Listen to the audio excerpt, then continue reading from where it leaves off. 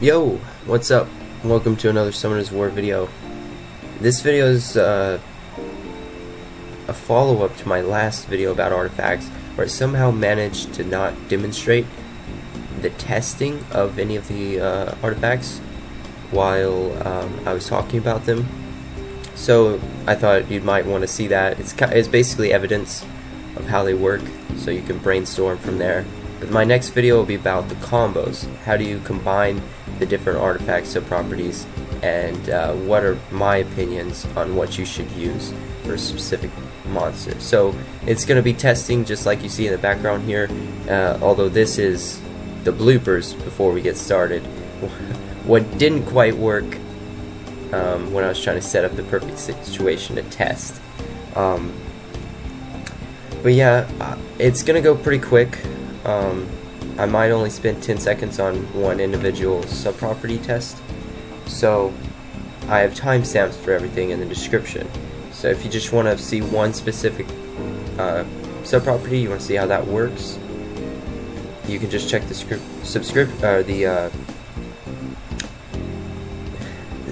you can just check the description and skip ahead to that part and see it, and rewatch that part until you feel like you have an understanding of how it works. I mean, most of it's pretty simple, but it does go by pretty quick. Or you can just watch the whole video and then go rewatch a part that you feel like you missed. So hopefully that helps. Now, some of it might be inaccurate. I'm pretty sure only one is inaccurate. Leo dealt a little bit extra damage from the attack that I put on him from an artifact when I was trying to just test the sub-properties of the artifact, but I think it's only one time. I didn't account for it, but keep that in mind. The results are correct that I tell you, but what you see on screen is a little bit skewed, or whatever you'd say, inaccurate. So yeah, it does go quick, so let's get started. The first test will be rune crit damage versus artifact crit damage. Are they equivalent? So we're starting out testing with Leo. The only stats that we're worried about are crit damage and accuracy. He has no accuracy, and he has only 7% bonus crit damage. So that damage when he crits, 612, compared to with an artifact, which notice the crit damage is the same, and the accuracy is there. So there's some accuracy, but no bonus crit damage. Same damage, so they are equivalent. And then testing if the accuracy when you have 0 versus 100 with the artifact, you can land a debuff.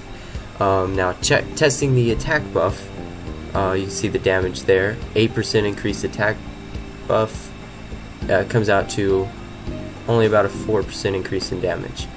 Now we're testing attack proportional to lost HP.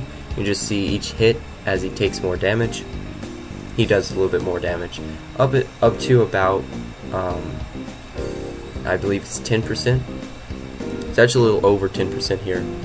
Now we're testing the speed to lost HP, so I just hit this Jewel Taunt a few times, and the speed, you can definitely see a difference, but it's hard to tell the difference between, say, 6% increased speed from lost HP and 12% increased speed from lost HP. There definitely is more speed. You can see I'm ahead of that Leo by a significant amount, but not nearly as much as you'd expect. It's hard to really tell how attack bars work in this game. Alright, so now we're testing revive. We're gonna just show the default revive first.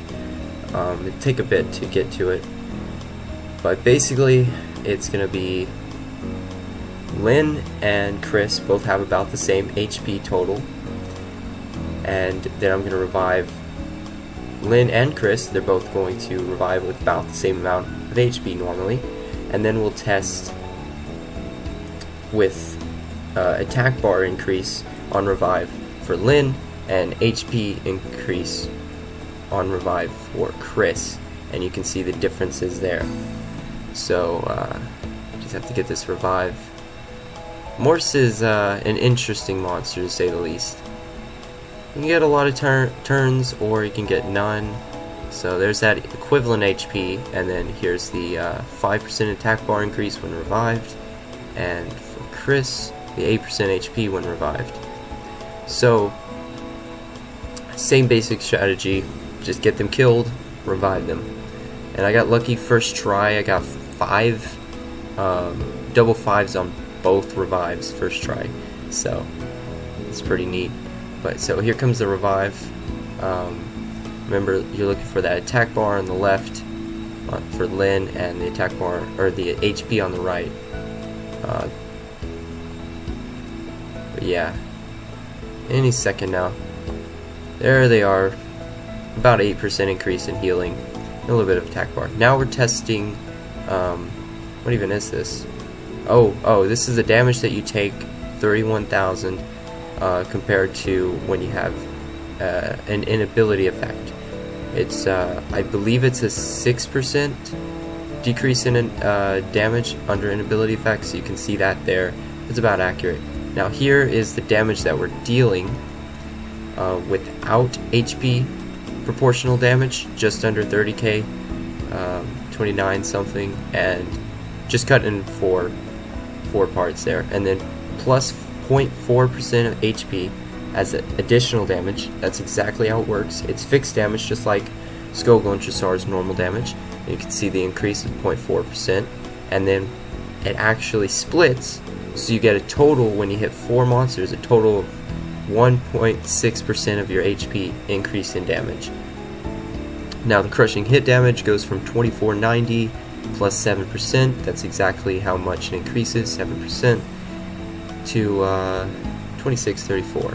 So that works for all types of damage. Now you see I get hit by a water unit for 577 damage. I put on damage received from water minus 11%, and now it's only hitting me for I believe less than 90% of the damage prior. Now finally, recovery. This one takes a while. So I'm testing Gene skill 1, aerial skill 2, aerial skill 3, and then Vertiheal skill 1, as you see here, and Almond's passive. All of them heal the appropriate amount, and I put about a 10% recovery increase on all of them, including for aerial skill 3 and skill 2, as you can see here, individually. And for a couple of them it's 9%, but just, yeah, it doesn't really affect the testing. You can see the increase is about 10% for every heal. AoE, life drain, passive, it all works. Now the passive is it is the passive skill recovery. It's not a, whatever skill you hit with recovery. But that's gonna do it for this video. Thanks for watching.